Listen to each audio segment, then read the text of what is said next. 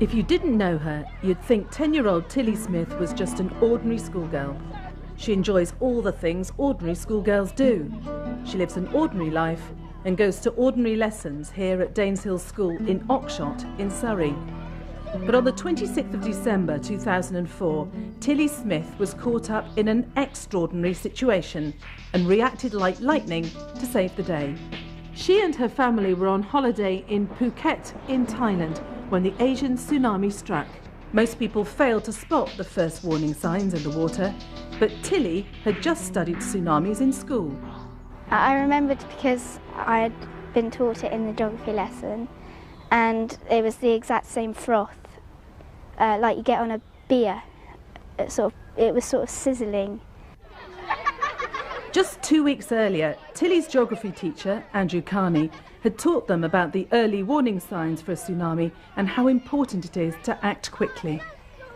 From the time you suspect something's wrong, then it's crucial to get to higher ground and to get away from the seaside. Even if the water is not that high, the power of the waves could crush and drag you down and drag you away. I said there's definitely going to be a tsunami, and my mum didn't believe me, she didn't react, and so she just kept on walking, and my dad sort of believed me, and Holly, my sister, was getting really scared, so she ran back to the pool, and then my dad went back with her, and then I said, right Mum, I'm definitely going, there is definitely going to be a tsunami, and she just, bye then.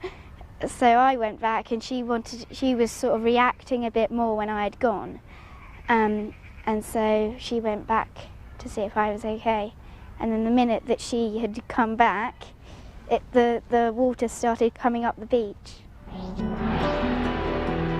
The tsunami wreaked havoc across Asia, killing over 270,000 people and causing massive destruction to property. Large parts of Phuket were damaged, but with such simple but crucial information, Tilly managed to save the lives of all the people on her beach. Well, I told my dad, and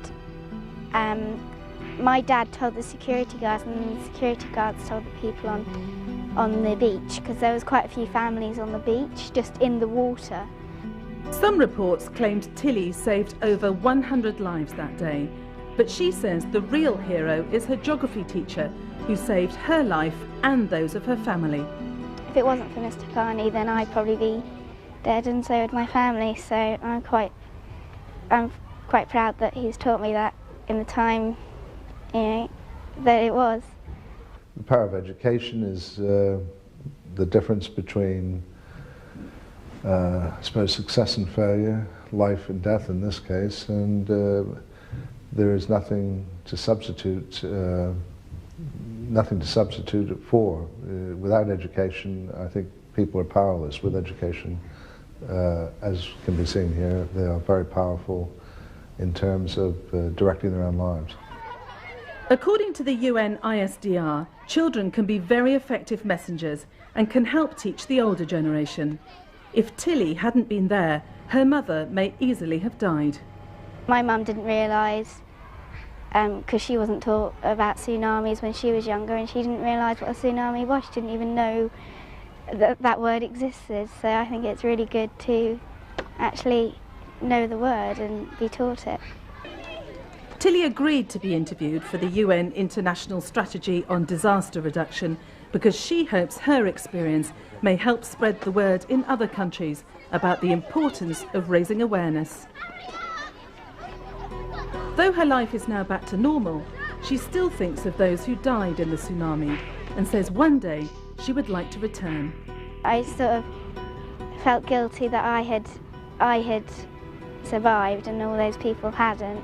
I'd like to go there again just to finish off our holiday, and I'm quite proud of myself that I knew what was happening.